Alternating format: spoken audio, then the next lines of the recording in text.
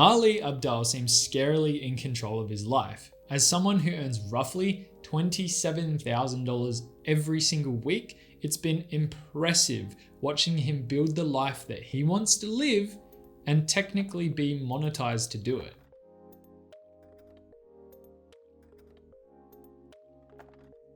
Welcome back to my channel. My name is Reece, and in today's video, I am reacting to a video that was made by Ali Abdaal. For those of you that haven't seen his stuff, he makes study videos, does tech reviews, and talks about life and productivity in general. Today, I'm going to be reacting to his video titled, How I Manage My Time, 10 Time Management Tips.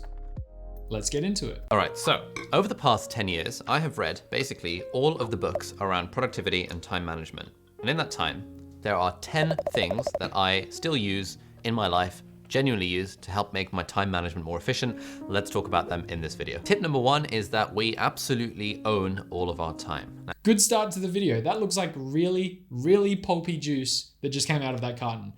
We're focusing on the 10 tips, but look at how thick that juice looks. Now,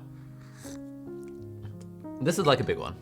When I first had this realization, my life genuinely changed because I used to think I don't have time to do stuff. And I don't know where I read it, but I came across this probably like a fortune cookie somewhere, which said something like, at any given moment, you are doing what you most want to be doing. And that was a very empowering thing for me because I was obviously in need of empowerment. And it helped me realize that my time is entirely within my control. Like right now, I'm filming this video because I want to be. Earlier today, I spent 6 hours playing World of Warcraft because that's what I wanted to do. I have realized this too. I don't know if I read it in a fortune cookie somewhere as well, but he's absolutely right. You are always doing what you most want to be doing because technically you're in full control of your time. If you're working a crappy job, technically it's what you're most wanting to be doing because you're there. You haven't walked away and quit. You know that it provides value to your life in the form of probably money, and that's why you're doing it. That's a good point. I've never really contextualized it before. World of Warcraft is another one. Interesting. My neighbor's currently addicted to it. I could not have said I don't have the time to work out today. Instead, it was a case of I'm actively choosing not to make the time to work out today. And so when it comes to time management, step one is always to recognize that we are always in control of our own time. Yes, you might have a boss. Yes, you might have parents telling you what to do, but fundamentally, you are in control of your own time and you can choose to do whatever you want with that time. If you don't have the time to do something, that something is just not a priority. Which is fine, but don't pretend like the reason you're not doing it is because you genuinely don't have the time. He just covered it. I kind of jumped ahead. You're unconsciously doing the thing that you most want to be doing with your time, even if it's something that you think you don't want to be doing. I completely agree with this. A really good example would be cleaning your house or doing the dishes or some mundane task that you sit there going, why do I have to do this, when you're unconsciously going, if I don't do this, my house is going to become a sty. I'm going to be living like a pig. And I'm sure some people do live this way, and that's absolutely fine if that's what you want to do. No judgment whatsoever. The point being that for someone who's cleaning their house, hating their life that they're cleaning their house or doing their dishes, the example sits that it's like you technically are allocating time to do that thing. Even if you consciously say, it's not what I want to be doing, you're unconsciously allocating time to the thing that is most important for you to do in that moment. Point number two is the title of this book by Derek Sivers, Hell Yeah or No, What's Worth Doing? Now, the vibe here, hell yeah or no, it kind of says it all in the title. That when we're young and we don't have very many opportunities in our lives, we should probably say yes to the majority of things that are coming our way. But as soon as we get to a point where we're starting to get more inbound leads than we have time available, we start operating with a hell yeah or no maxim. And the idea there is something is either a hell yes or it's a no. And so if I get an email from someone saying, hey, do you want to do this thing? And I'm thinking, maybe it sounds kind of all right, then my default position is going to be no. If I get an email from someone saying, hey, do you want to do this thing? And I'm like, hell yeah, then I'm going to do the thing.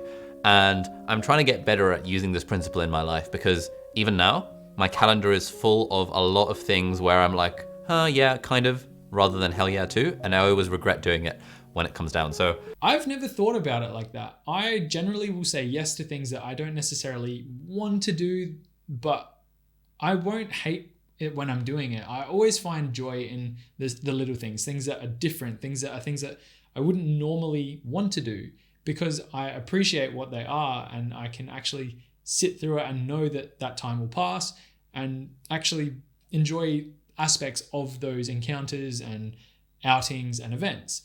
that's an interesting perspective, because theoretically then you're going to miss out on, in my opinion, he's going to miss out on a lot of experiences. It's hard to counter, because live the life that you want to live. Absolutely.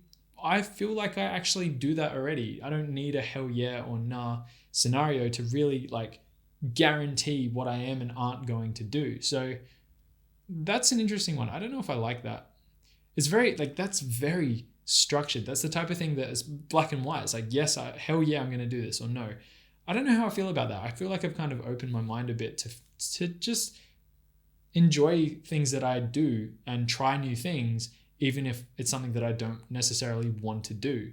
If someone asks me, let's go kayaking, I've never been kayaking, like maybe once or twice. It's not the most popular idea to me. I hate the water. I hate going swimming, to be honest. But I wouldn't just discount it because I'm like on the edge about it or on the fence about it. I would go, I could see me enjoying aspects of that. I think it's topical as well. There would be certain situations where you definitely wouldn't be able to apply that hell yeah mentality, but it would be worthwhile doing. And that was a bit of a rant, but that was an interesting point. I might have to read that book. I might add it to my reading list. Hell yeah or no, just like learning to be okay with saying no to stuff is another really important principle of time management. Thirdly, there's a tip I picked up from this book called Make Time by Jake Knapp and John Zaratsky. And this tip is called The Daily Highlight. I really like the look of that book. It looks quite interesting. I'm definitely going to add it to my reading list. As someone who's been trying to read more this year, he has had some good suggestions in a lot of his other videos, something to keep in mind as someone who's trying to read more if you're in the same boat. His book recommendations have been pretty on point for some of the ones that I've read, and I'm adding this one to my list. This is like deviously simple. Basically, the idea is that every day we decide this one thing is going to be my highlight of the day. This is the only thing I need to get done today. And on the days where I set a daily highlight, and I try and do this every day, I always get the thing done, and I'm always really happy at the end of the day. But if I have a day where I don't set my daily highlight, then I kind of drown in my to-do list, and I have this just image in my head of like, oh yeah, I need to do this and this and this and that. And it's a lot harder to get stuff done. He looks like he's really struggling or getting frustrated at the idea of not achieving that goal. I don't know if that's healthy as well. I'm being really critical on this, but think about it. Like, you set a goal, you don't achieve it, and then you kind of get depressed because you've gotten into this habit of trying to achieve this one thing. Again, I'm on the fence because it could play two different ways. I set myself a to-do list every single day, and I think it's life-changing, whether it be through Notion, which is how I use my online digital to-do list. And I'm sure you've seen Notion before. If you haven't, I might make a video about it. I think it's incredibly productive in how I manage anything that I need as a reminder or a database. But kind of stepping aside from Notion right now, in this instance, this is super interesting because to me personally, if I don't get everything done on my to-do list, there's always tomorrow. I can tackle those goals, and I feel fulfillment when I achieve things off of it. Like, I'm a very structured and routine-based person. In his instance, he's setting himself a goal that may potentially be unachievable if he sets the goal too big, and the outcome could be him feeling down or upset that he didn't achieve that. And I don't know if that's healthy. I'm still going to read that book, and I might talk about it when I do. But to me, that's interesting. Very, very on the fence about that. Whereas on days where I have the daily highlight, I have that just one thing that I'm focusing on. You know, this is the most urgent or the most satisfying or the most fun thing I have to do today. And then it just really, really helps with my time management. Tip number 4 for time management is to use a to-do list. I'm a mind reader, to-do lists. I know I've watched this video before, but coming back to it now, I forgot that he did talk about it. So I didn't skip ahead, I promise. And these days I use a physical to-do list with this analog by Ugmonk. It's very nice. It's like you get these like note cards, and then you get this like wooden thing, and you like put the note card in the thing, and it looks like this. I love it. Great idea. If you see it appear here, it means that I bought it. Don't judge me for falling for affiliate marketing. And that means like every morning, once I figured out what my daily highlight is, I make a list of the other stuff that I have to do that day, and I shove it on a list, and then I tick them off and cross them off with physical pen as I go throughout my day. It doesn't really matter what system you use for a to-do list. I'm really glad that he mentioned that it doesn't really matter what system you use for a to-do list. I've used digital, I've used physical. I like them all. They all work. It's just depending on how I'm working, where I'm working, and how many different places I have things that I need to keep on my mind. At the moment, Notion for me has been really effective because I can access it 24 hours a day from anywhere as long as I have my phone. which I'm glued to my phone. But yeah, having a physical to-do list I have used in the past and I really, really enjoy it. I might try it again. I'm glad he mentioned that there is no specific way, because that would be a bit of bogus. That would be, this is what I like about his channel, is that he's just talking about what works for him. There's no judgment on other ways. It's literally what works for him. It's so clever. And I feel very much similar to him in that regard, and that's why I'm reacting to it today. But again, there's a general principle of productivity, which is that our brain is for having ideas, not for holding them. And a big part of why we let stuff slip through the cracks when it comes to managing our time and managing our productivity is because we haven't written them down. And so anytime I need to do something, I write it down into an app. These days I use Roam. But then when I figure out my daily to-do list, it's all based on this analog system by Ugmonk, which is very nice. And it's kind of cool having a physical to-do list in front of me that I can cross things off of, and it just feels nice. And yeah, even at work, when I'm working as a doctor, I use physical to-do lists to manage my patient list, to manage my list of tasks. There's something incredibly satisfying about crossing something off, which you just don't get when you use an app. And there you go, clever marketing tactic. Ali, you've made a sale through me because I'm definitely going to buy this, hoping that they're not out of stock. You have over 1 million subscribers, so I feel like they will be. But the main thing out of that little section there that I really liked was he mentioned that he uses a mix between the two. There's no hard, this is how you need to be productive to manage your time by using a physical to-do list. He split it up. Clever. Principle number 5 for time management is the concept of time blocking. Apparently, this is something that Elon Musk does all the time. And basically the idea there is anytime we need to do something, we put a block for it in our calendar. So I don't like doing this for absolutely everything because I'm a bit of a waste man. And I think the more time I spend managing my productivity system, the less time I spend actually getting stuff done. And then it's just all completely pointless. But the one thing that I always schedule into my calendar at the start of the day is my daily highlight. I really like how he's tying all the tips together. He explains how they work together to build his everyday routine. And it's really clever because I do something very similar. And as someone who I feel like I have my life in control, I find that doing a lot of these things in harmony works really effectively. I make it to events on time. I'm never worried about not having the ability to schedule something in. I am a very busy person, absolutely. I work a full-time job. I'm having fun with YouTube. I have a personal life. I have a partner. It's consistently taxing. It's consistently moving forward, working, hustling, whatever you want to call it. But using these tools and tips really have changed my life to take away the stress aspect of trying to make time to do things. And it's good what he's explaining, how he uses them in harmony to achieve that. And it's also interesting as well how he mentioned time blocking and that he doesn't like to use it because he's like a time waste man. It's not that hard to put stuff into your calendar when it comes up. It only takes a few minutes. Depends on how structured and vigorous you are with the information you put in there. For me, personally, if I have to go mow my grandmother's lawns, I'll literally, in my calendar, go mow grandma's lawns this time. Done.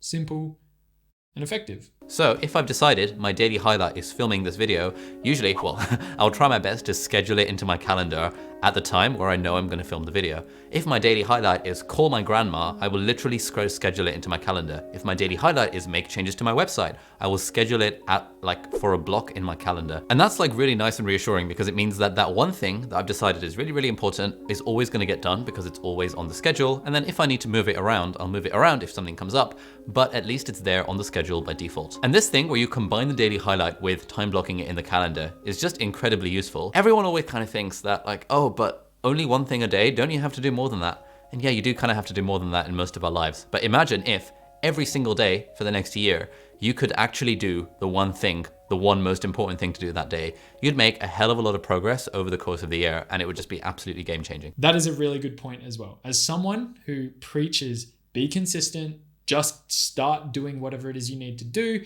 and work towards your goals, regardless of if you achieve 365 things in a year, one thing in a year. The point is set some goals, start working towards them, and be consistent.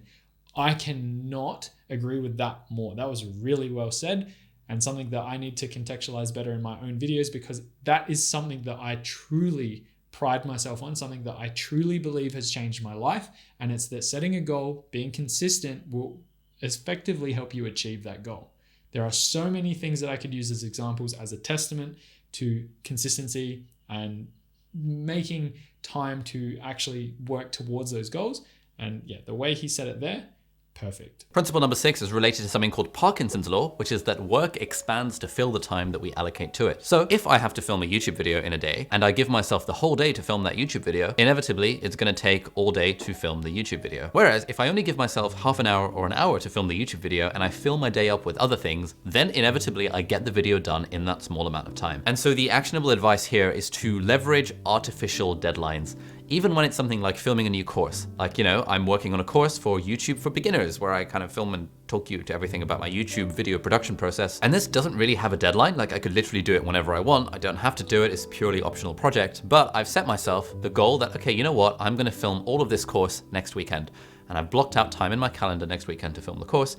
And that's an artificial deadline, which means the course is going to get done. Whereas if I just had it in my mind or in my to-do list without a deadline, without a schedule, it would just inevitably never ever get done. That's an interesting principle. It's not something that I really know how to react on. I think it's somewhat true, but I think it depends on the task that you're doing. Like for me, recording YouTube videos takes time and I like to take my time to do them. I think if I gave myself half an hour to record, let's say this video, for example, I could do it, but I wouldn't be satisfied or happy with the quality in it. If I was someone who was very time poor, then potentially that would be useful. But I guess, yeah, it's something to think about. That's a good point. I don't have much to say on that. I might have to start thinking about it myself based on what I do and when I do the things that I do. Bit of a tongue twister. Point number 7 is one I've started applying recently, and that is having protected time. When you're an entrepreneur and you're like working for yourself and all that kind of stuff, you end up basically being able to set whatever schedule you want. But like if you're like me and you like making connections and making friends with people all around the internet, you get to a point where your day is filled with lots and lots of Zoom calls. And I realized that for me, I need to keep my mornings completely free of any obligations or any Zoom calls. And this has been an absolute game changer because in the morning, that means I can wake up whenever I want. Usually it's 8:30 these days. And it means that for a solid like 4 hours at least, I've got uninterrupted time where I can do whatever I want. So these days I'm working on writing my book. And so the morning is my protected time for writing. But even on days where I'm not working on the book, it's just genuinely so nice to have that like time slot where I can think about the business or plan some more videos. He didn't mention it, but protected time seems very much like the idea or concept behind the Miracle Morning. I actually made a video on this topic and I highly encourage you to watch it if you're watching this video about time management because they kind of intertwine with each other. Protected time, the idea is really cool, but where to slot it into your timeline or your daily timeline, that can be another difficult question to answer. It's interesting what he said, and if anyone knows him or anyone is watching this video that can get in contact with him, tell him to read The Miracle Morning. Absolutely love the book. Link is in the description below if you're interested to the video and the book as well, because that is absolutely applicable to this scenario. In that protected time myself, I undertook the challenge to get up an hour early every day to do things like specifically, I'm writing my own book as well, to specifically type out the keys to actually chip away at that book or that goal that I've set, to learn a new language, to be able to speak in Italian, to read more in the mornings because I fall asleep at night and really struggle to keep reading. It's all relevant. And this is super interesting that he kind of has set himself that barrier or that timeline or that, he says a protected time. And I really wonder if he has read The Miracle Morning. He should totally do that. I have to go back through his video list and see if he's made a video on it. Moving on. Or do the things that help move me forward in my work career.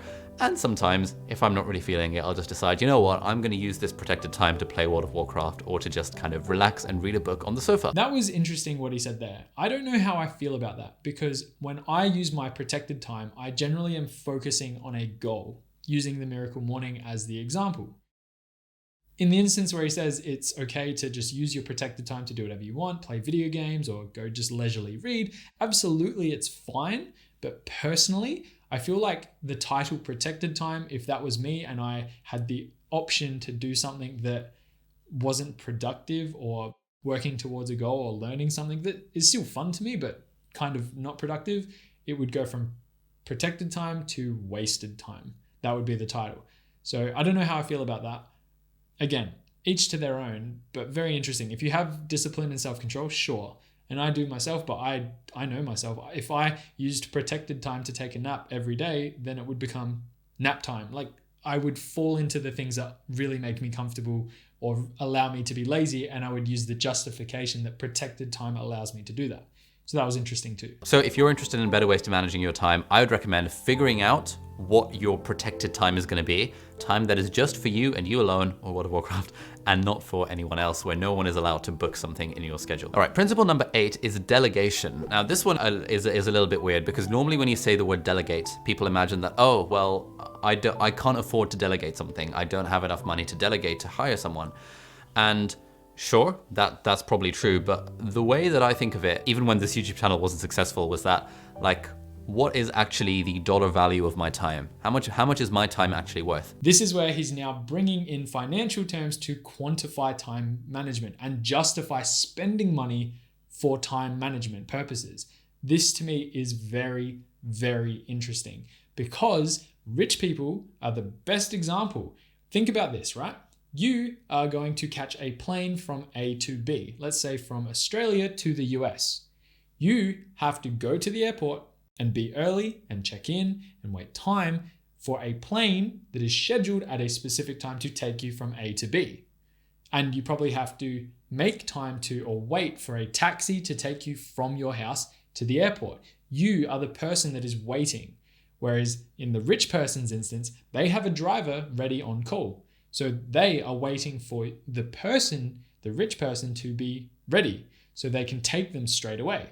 Then they get to the airport and they get in their private jet. The plane is waiting for them. It's not the other way around. This is where that's an extreme form of delegation, but it's a really interesting concept, something that I have thought about a lot, something I probably need to make a video on, because I can talk about this topic forever. But it's super interesting because there's something that I realize is, like, depending on where you are financially, and it can be downscaled into smaller things like eating food or cleaning your house, just as simple examples.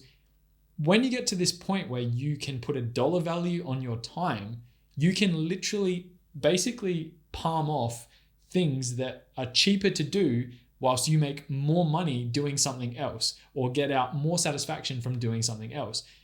Very, very interesting topic, very like sideways thinking topic. And hopefully he explains it so I don't have to. But to me personally, this is like the most interesting thing out of this entire video without even seeing the rest of it. And when it came to running my business, I decided that, okay, my time is worth £20 an hour or $25 an hour. And that means that anything I'm doing that I don't enjoy, that I can outsource to someone, that I can delegate for less than $25 an hour, I absolutely should do that. And that principle of delegation has encouraged me to get a cleaner, which has been great, because now we have someone who comes in to clean the house every other week, which means I don't have to do it myself. And back in the day when I was building my businesses from the ground up, and there was lots of things that needed to be done, like data entry or things like that, I was able to delegate those to freelancers in like the Philippines or in Bangladesh or in India through Upwork.com or Fiverr.com, and like paying them like $7 an hour is an amazing like wage for someone for work in the Philippines. I actually know someone who does this. I know someone who has a side business. I'm not going to say what the business is because they're not sponsoring me yet, but maybe one day. But they literally do this. They pay people using Upwork for customer service and data management, and it's worked for them for a long period of time. I don't know if they still do it, but I know they went through like a long period of time.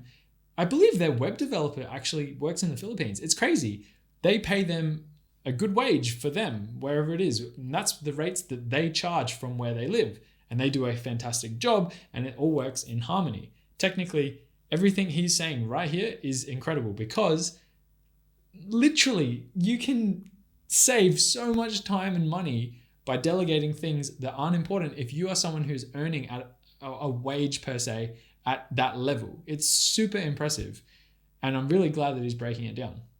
Let's keep going. But it was fantastic for me because it freed up my time to do things that were adding more value to the business and to my life than doing data entry, for example. And so whatever your circumstances are, I'd encourage you to think about what is the dollar value of your time, and potentially, if you want, can you delegate stuff that's cheaper than that to other people potentially. Tip number 9 for time management is to try and automate scheduling as much as possible. Now that we're in the world of like Zoom calls and like chatting to people over the internet basically every day, I found I was wasting a lot of time in scheduling back and forth, where I'd be like, hey, I want to talk to you, but like, are you free this time Pacific time, this time Eastern time, this time British Standard Time, all this kind of stuff. And we'd go back and forth with emails for like a solid 10 days before anything would get done. But then I discovered an app called Calendly, and Calendly is great. It's free for like the free version. I pay for the pro version these days. Not sponsoring this video or anything like that. Unfortunately, Calendly, if you're watching this, let me know. But the idea behind Calendly is you can literally send someone a link and it has like all of your availability and they can just book a slot in your calendar. Now this feels a little bit weird to do initially. It feels like a bit of a power move that, hey, book a slot on my calendar. I feel like this one is very circumstantial. I feel like this would only be applicable to people in those scenarios. And sure, there's probably a lot of the people watching his videos because they're looking for these tips. But personally, as someone who has a very busy schedule, booking meetings and things like that, that's only going to be applicable if you're like chatting to people online every day and it's relevant to being an entrepreneur, for example.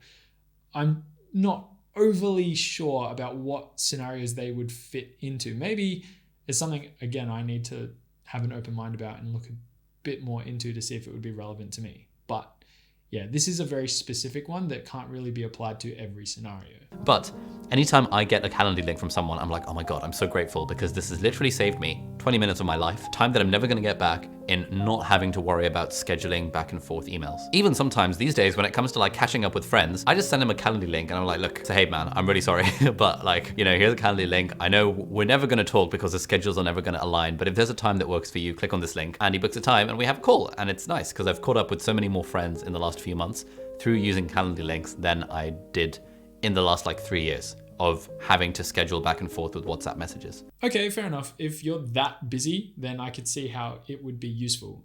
Again, I feel like it's too structured. That, to me personally, if you can't make the time to just figure out, I guess, no, it makes sense. Look, I'm thinking it from my perspective. I can call my friend, but if they're unavailable and you need to find a time that syncs up without having to text back and forth, you just say, okay, look, I've completely changed my mind. I see the application of this.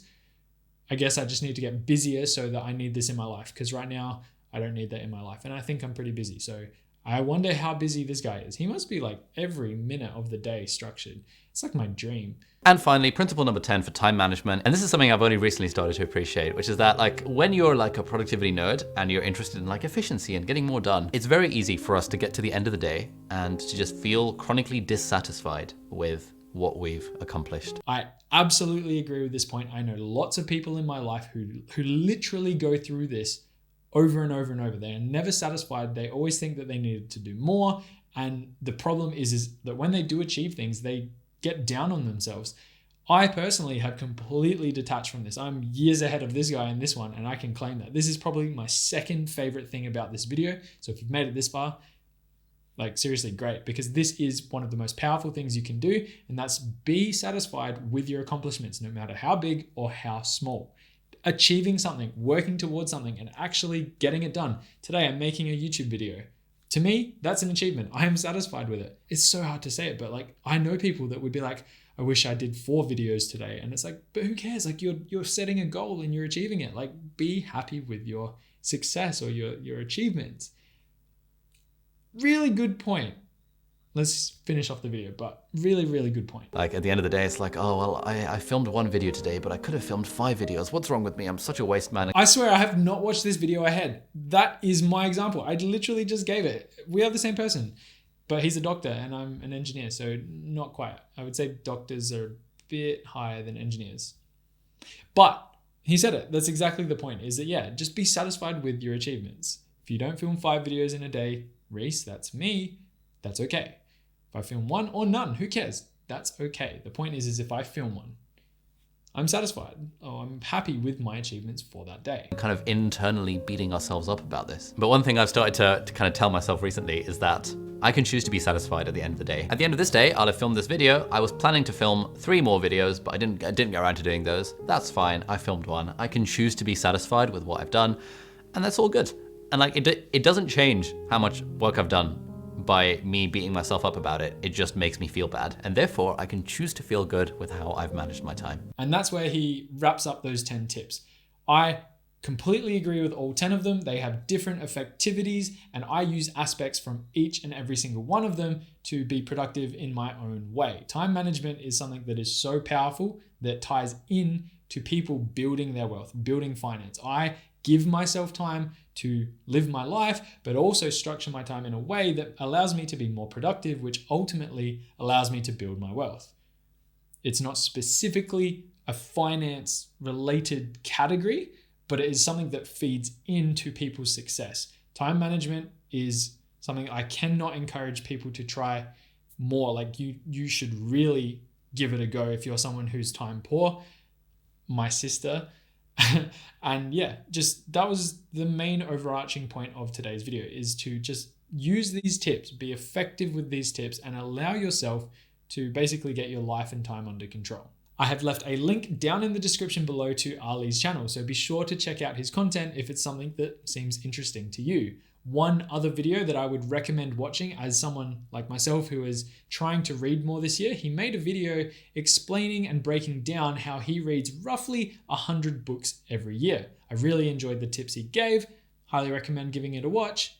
And with that being said, overall, I hope you enjoyed today's video. Don't forget to leave a comment down below on other YouTubers that you think I should do a reaction to, because I love finding YouTubers who have really cool insights, different perspectives, and knowledge that I don't have right now.